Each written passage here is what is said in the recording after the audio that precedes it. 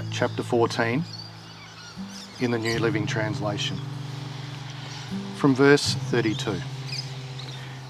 They went to the olive grove called Gethsemane, and Jesus said, "Sit here while I go and pray."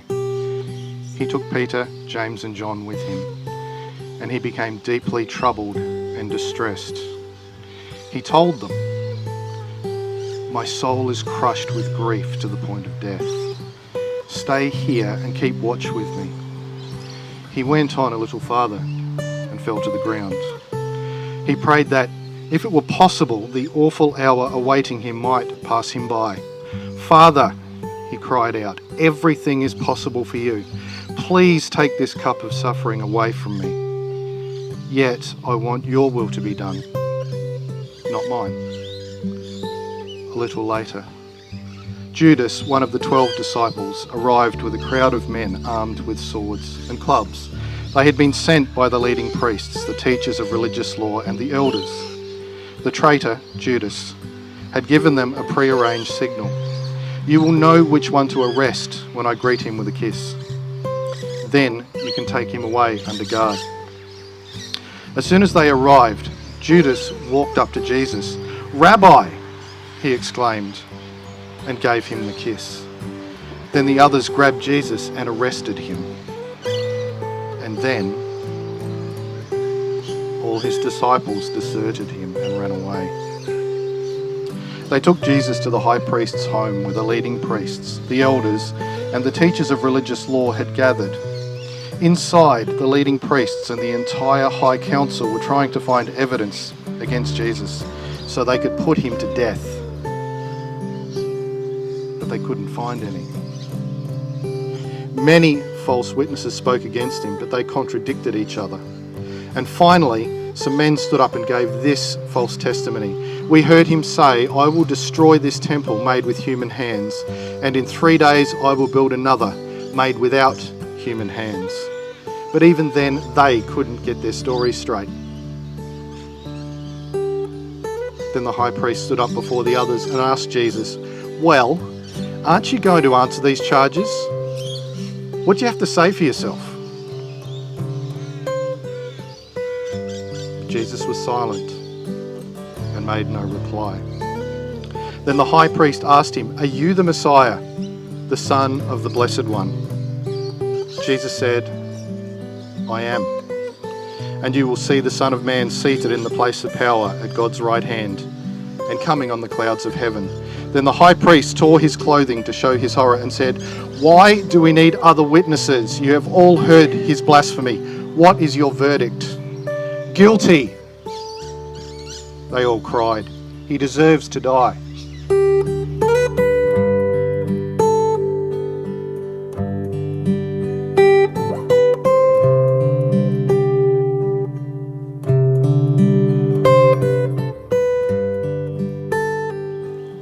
Very early in the morning, the leading priests, the elders, and the teachers of religious law, the entire high council, met to discuss their next step.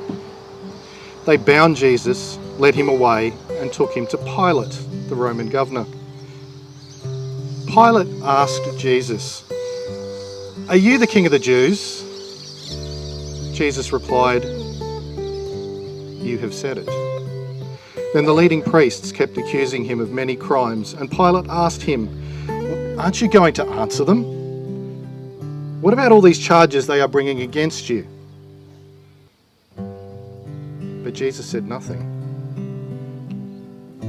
much to Pilate's surprise.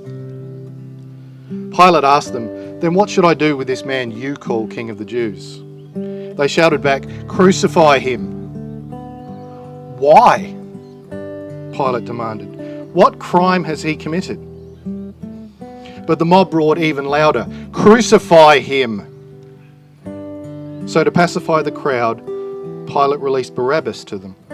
He ordered Jesus flogged with a lead-tipped whip, then turned him over to the Roman soldiers to be crucified. The soldiers took Jesus into the courtyard of the governor's headquarters, called the Praetorium, and called out the entire regiment.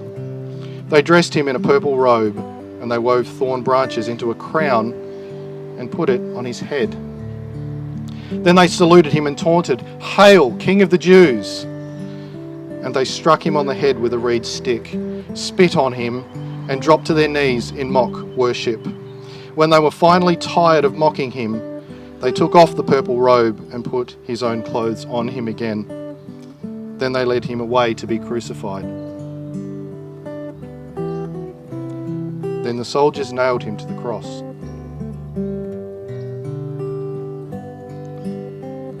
They divided his clothes and threw dice to decide who would get each piece. It was 9 o'clock in the morning when they crucified him. A sign announced the charge against him. It read, "The King of the Jews." 2 revolutionaries were crucified with him, one on his right and one on his left. The people passing by shouted abuse, shaking their heads in mockery. "Ha! Look at you now," they yelled at him. "You said you were going to destroy the temple and rebuild it in 3 days. Well then, save yourself and come down from the cross." The leading priests and teachers of religious law also mocked Jesus. "He saved others," they scoffed, "but he can't save himself. Let this Messiah, this King of Israel, come down from the cross so we can see it and believe him." Even the men who were crucified with Jesus ridiculed him. At noon, darkness fell across the whole land until 3 o'clock.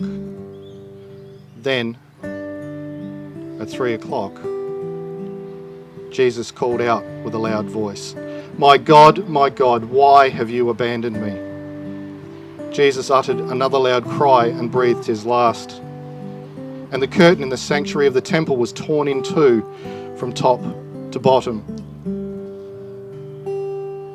And when the Roman officer who stood facing him saw how he had died, he exclaimed, "This man truly was the Son of God."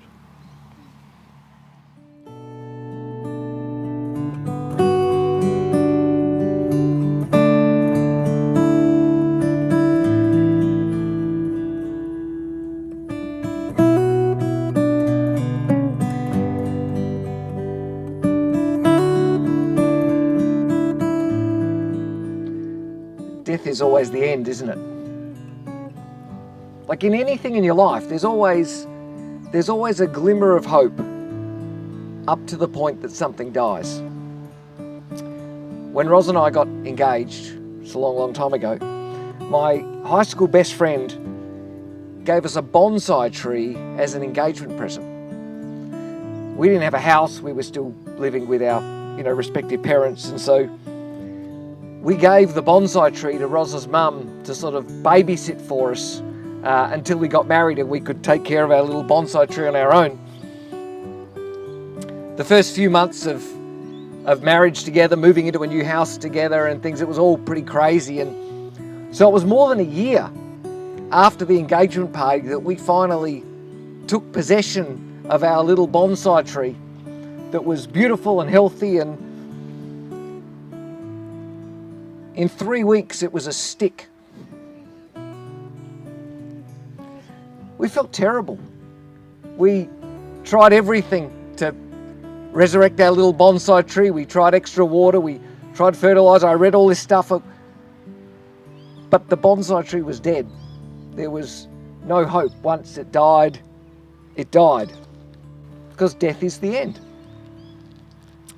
We've spent the last 6 weeks talking about the life of Jesus. We've talked about Jesus the teacher, all the amazing things that he said about God and life. And Jesus' teaching made a lot of people who were there think that he had some sort of special connection to God. We talked about Jesus as a miracle worker. Jesus did things that normal people didn't do, that normal people couldn't do. The miracles made people who were there look at Jesus and think, maybe this guy's like a god or something. We talked about Jesus the rebel. We talked about this idea that Jesus kept telling people that he was bringing a new world order, a new way of living, a new way of being, a new way of doing things. And the idea of this, Jesus called it his kingdom, it got people pretty excited. And people started to think that there's something about this guy. He's starting something new and exciting. And to be honest, people were sort of like, we want to be a part of this. We talked about Jesus the Saviour. Jesus said that he was going to defeat sin, that he was going to bring forgiveness and healing, wholeness and freedom to the whole world. And when Jesus promised that he could forgive sin, when Jesus promised that he could give people healing and wholeness and hope, people were like, I'm in. Like everyone wants that. People who heard that wanted in. And then Jesus died. And in that moment, all the promises, all the teaching, all the miracles, all the hope, everything that people saw in Jesus in that moment was gone. Because death is the end. And actually, Jesus' end was a little bit like the end of my bonsai after providing so much hope for so long. It all happened incredibly quickly. Jesus and his closest group of friends had dinner together on Thursday night. After Jesus took them into a public park, a nearby public park, and they prayed together. And then a mob appeared from nowhere. A big group of soldiers and people and all sorts of people appeared, and they grabbed Jesus before anyone knew what was going on. Said something about they were arresting him for something, but no one really knew what was going on, and they dragged him away before anyone could even understand what was happening. They took him straight to a trial that was waiting for him. The whole thing was a setup. It was all prearranged. No one even had time to find a lawyer or anyone who could help Jesus in the process. The trial happened really quickly, and the same night, the Jewish leaders and the council, the people that had appointed themselves as judge, said that Jesus was guilty and that he deserved to die.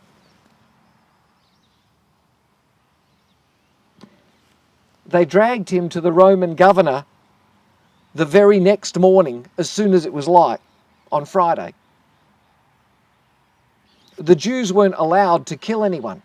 They could have their own court and they could announce their own judgments, but they weren't allowed to execute someone. Only the Romans were allowed to execute.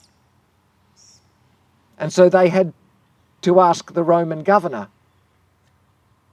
to do the execution. The Roman governor couldn't care a lot, and he held a quick trial. There wasn't much to it. And by lunchtime on Friday, Roman soldiers were dragging Jesus naked and bleeding out of the city to a place that everyone called Golgotha. Golgotha was the local Roman crucifixion site. Every Roman colony had one of these. The Romans loved it. It was outside the city, right beside the main road that went into and out of the city. It was deliberately there so that everyone going in and coming out of the city could see what happens to people who step out of line in a Roman colony. Most people took days to die by crucifixion. It was a horrible, slow, agonizing death. You died of exposure to the elements and suffocation. And historians will say that crucifixion took such a toll on the human body that when you finally took someone down from the cross after a crucifixion, you had to literally scrape them off the cross. But Jesus died in only 6 hours. The whole thing was less than 24 hours from the dinner they had the night before. Death is the end. All the teaching and all the promises were all gone in that moment. All the miracles, no more. This new world order, this new way of living that Jesus was talking about, it was over before it began. People thought Jesus was something special. Some people even thought he might be like God himself. But gods can't die. And Jesus was dead. Jesus' death, it wasn't just a sad day because Mary lost a son. Jesus' death wasn't just a sad day because James and the other siblings lost a brother. Jesus' death wasn't just a sad day because Peter and John and Matthew, and it wasn't just a sad day because they lost their mate. When Jesus died, his dream died with him. All the things that people hoped Jesus would be about died with him. They were all gone. Because death is the end. And yet, 2,000 years later, we sit here on a day that we call Good Friday. Because it turns out death wasn't the end. The crucifixion wasn't the end of the story. Jesus' last breath wasn't the end, and today isn't the end of the story. You got to come back Sunday, right? You got to come back Sunday for what is honestly the biggest surprise, the most unexpected surprise in all of history. It's a surprise that even 2,000 years ago was so unexpected, was so huge, was so improbable. In fact, it was so impossible that some people thought it was a lie. Some people thought it had to have been a made-up story because it could not possibly happen. Death wasn't the end. And so now, 2,000 years later, when followers of Jesus, when they gather together on this day, they remember that horrible crucifixion. They remember the story that Dave read. And they have a little smile in the corner of their mouth. There's a little smile that comes with this horrible story. Because death wasn't the end. Because Sunday's coming.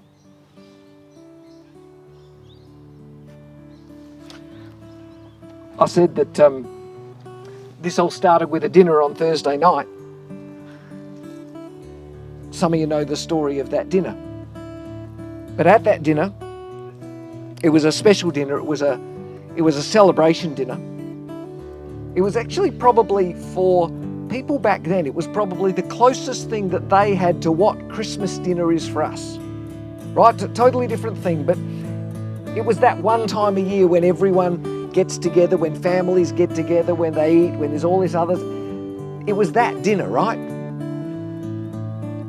And they had the dinner, and at the end of the dinner, Jesus took some of the bread that was sitting on the table and he broke it and he started handing it around to his mates. And he said, I want you to take bread and I want you to eat it and I want you to remember my body, which will be broken for you. And then he took the cup which was on the table, which had red wine in it. So it's this colour, and he hands it around. He says, I want you to, each of you, to take a drink of this. And when you drink it, I want you to remember my blood, which is shed for you. And as I always say at this moment, they had no idea what he was talking about. That was totally weird. Except that less than 24 hours, that story happened, right? Less than 24 hours after they ate the bread and drank the cup, they saw Jesus on the cross. His body literally broken, his blood literally shed for them. And so for 2,000 years since that day, when Christians have gathered, and especially on this day when Christians gather, they take bread, they pass it around, they feed each other, they eat, they take a cup, wine, juice in this case, and they take a drink and they remember that story. They remember the body and the blood. They remember the life of Jesus, and today they remember the death of Jesus. And they don't remember it because it was horrible and because it was painful and because it was sad, even though it was all those things. They remember it because it turns out today was a Good Friday.